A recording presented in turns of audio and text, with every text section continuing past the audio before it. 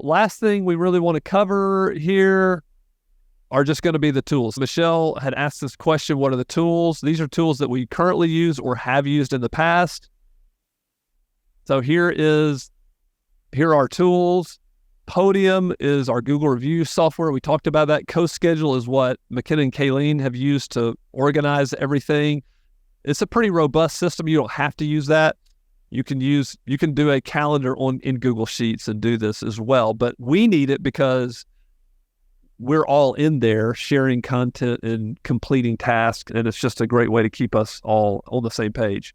Obviously, if you have a WordPress website, Yoast SEO is a plugin that you should get and use it to make sure that your articles, your content is SEO friendly. If you've never used Descript, highly recommended if you're using videos. I will tell you, this is one of my favorite things because I will literally take this webinar, I'll dump the video in there, if it's an hour and a half, however long it is. With one button, I will remove every single filler word. And what it does is when it removes the text, when it removes that filler word, it also edits the video at the same time. So I don't have to go and edit the video. All I have to do is edit the text. And if there's something that Matthew said that I didn't like, I'm embarrassed he even said that on the webinar, which there's a lot of that. Then I literally highlight it and then delete it. And it deletes it from the video as well. We can get this thing down to 30 minutes if you take all those. There's no doubt. There's one webinar I pulled up, there was 250 something filler words I just said one. Only 4 of them by me though. Right, yeah, that were deleted. So Descript is very valuable. You can put captions. You can do B-roll footage. So they had stock videos in there. You can do B-roll over your video. Very easy to use. There's plenty of tutorials. CapCut is it's an app. And so you can use it on your phone and you can use it on desktop. I have both versions. Very easy. You can edit shorts if you're doing YouTube shorts or if you're doing TikTok or whatever. You can edit it using CapCut. I highly recommend it. I have it on my desktop. That's how I'm editing videos. I was doing that today. Opus Clips. I do want to show you what this does. So you can see all I did was paste a our YouTube. I did a podcast with Gray Hall, who's there. I pasted the YouTube link and then hit go, and it literally spit out all of these short videos. And I can decide if these are any good or not, and I can go in and edit them. So I can download it in an HD file, or I can go in and edit it. If I hit edit, then I can change the words. I can change the positioning of this. So here's the brand stuff. So I could move that to the bottom, that to the middle. And it's just a way to so the video literally has the two of us side by side, and it automatically took it and put it top and bottom for short. And it kept it under a minute. So you could do that. You could put this on YouTube Shorts or wherever you wanted to. So if you have longer form content and you want to create some smaller snippets, you could do this for LinkedIn, for whatever you wanted to do. This is something that we use. And then obviously ChatGPT, Canva. If you're trying to do some graphic design, you don't want to hire a graphic design person. It's an easier way. It does have some limitations. There's a free version, a paid version, but it can definitely get you probably where you want to go. Figma. Kayleen, do you want to talk about Figma? She uses this to mock up. We'll do pages on it, funnels, all kinds of things. Yeah, I use it as like a digital whiteboard space because I'm such a whiteboard nerd. I love to just throw everything up and be able to move it around. And so Figma is just like an interactive drawing board where you can either do design stuff or do for me, thought process diagramming. So when I first came into this job, I was like, oh my gosh, we've got all these different verticals. We've got Mike and Mary, Susie and Steve. We've got all these different content channels. How does this all flow together? I wanted to be able to picture it like a Candyland map. And so I built that in Figma so that I could see how everything flowed through its different funnels as it related to our verticals and our channels and mediums. Yeah, brain dump, play with it kind of space. Why don't you go ahead and knock out the next few as well, Kayleen?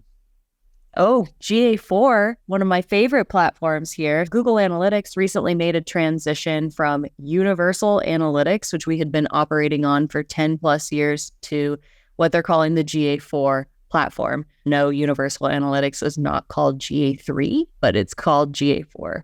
Grant, I totally thought GA4 was the worst because I had been familiar with Universal Analytics for 10 plus years, but over the last month, I was fortunate enough to complete a few online courses in GA4 training, and I'm actually obsessed now. Like, now that I get it, now that I get the interface, I was able to build a bunch of reports that we had been desiring for a long time. So we can now look at form submissions by landing page category. We can look at different types of page engagement events from user types. We can make all kinds of custom reports and filters. So Google Analytics is free. You definitely want to make sure that you have that installed on the back end of your website. And you can look at the basic insights that it provides you, or seek a little bit of additional training and be able to really leverage that as a tool for digging into your insights. Later App is a social media scheduling tool. So we actually use CoSchedule for social media scheduling, but there's also Later App and Hootsuite.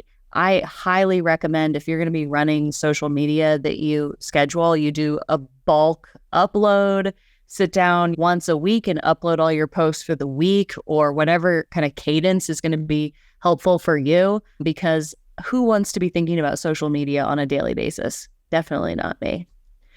Ahrefs is another one that we use really frequently here at Evernest. So we use this to pull our SEO rankings. We were talking about this at the very beginning. Are we the second organic result, or are we the 22nd organic result? So we actually manually pull all of our rankings by market every single Monday to take a look at what the shifts have been over the last week. Gravity Forms is a WordPress extension. So we use Gravity Forms to capture all of our form submissions through our website. It allows us to build out custom fields, and it also integrates in, we're able to zap it in different directions. It sends people into our lead simple. It sends people into our active campaign. That Gravity Forms is definitely a pivotal piece of our tech stack here. And lastly, MailChimp is definitely my recommendation for an email marketing platform. And we actually didn't really even talk about the role that email marketing plays in that pyramid. But when we're looking at the content layer, certainly that content is going to be best delivered to your audience via email marketing. That's where we see the best engagement with that content. And we highly recommend using a platform like MailChimp or another CRM or more robust solution like ActiveCampaign for managing email marketing lists, campaigns, and templates. Yeah, I would also add, we really benefit from Yoast SEO, which is another WordPress plugin. So when I'm uploading our blogs, it will tell like how we're doing with our keywords, meta description. Again, that's something that they will rank for you. So you'll see this bar turn from red to green once your SEO is in a good place. So it's super helpful if you're new to SEO, if you don't really know what you're doing. It will guide you and help your content rank. Why don't you also talk a little bit about CoSchedule? This has been your baby from the very beginning, because when McKenna joined the team, we were just like, let's go create. And that's kind of the way I think. Let's go do it. And she's, let's have a system and a process in place for this, so we make sure that everything's getting done. That's not really my strong suit. That's definitely McKenna's. Yeah, when I came to Evernest, it was a little bit of a mess. I think like we had this huge backlog of blogs. We were constantly creating videos, blogs, emails, everything. And we just didn't have a good way to organize it. We were trying out Notion, we were trying out the Google Suite, and we just didn't have a universal version of truth. Spencer, would we be able to pull up our CoSchedule calendar? Is that possible? I think it's just a good representation of all of these tools coming together. So it has social media scheduling. It has all of our Google Docs for our blogs. You can send through MailChimp with CoSchedule. Yeah, so this is our content calendar. This is everything that we're producing on a weekly basis. We're going to be publishing 3 blogs a week in August, and we would not be able to do that without an organized system. If you want to click into one of those projects, Spencer. Which one do you want me to?